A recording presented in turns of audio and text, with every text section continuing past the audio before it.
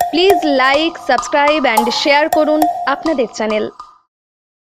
আপনাদেরকে একটা কথা এর একটি জিনিস দেখাচ্ছি।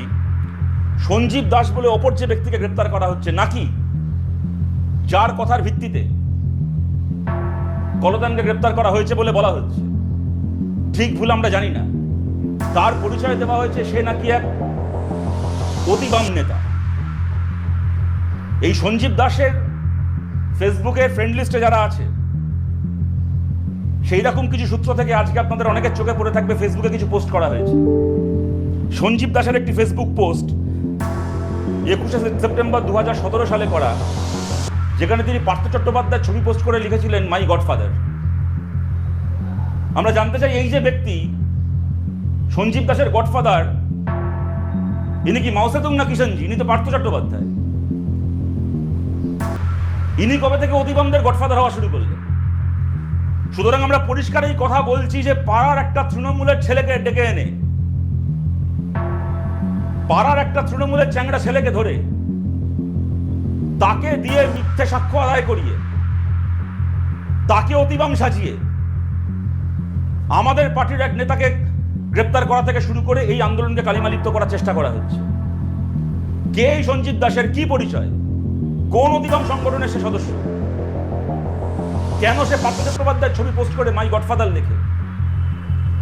আমরা এর ব্যাখ্যা দাবি করছি। পার্থ চট্টোপাধ্যায়ের গড ব্রাদার কুণাল ঘোষের কাছ থেকে এর ব্যাখ্যা দাবি করছি।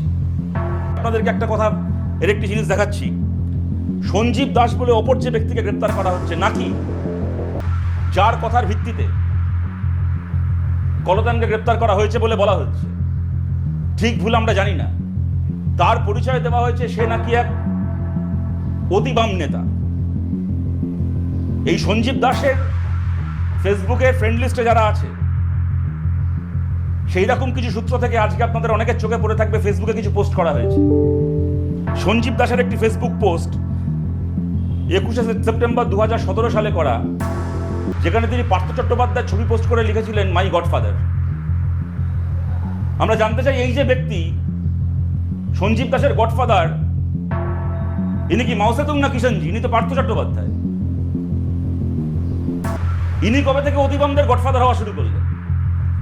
সুতরাং আমরা পরিষ্কার এই কথা বলছি যে পাড়ার একটা তৃণমূলের ছেলেকে ডেকে এনে,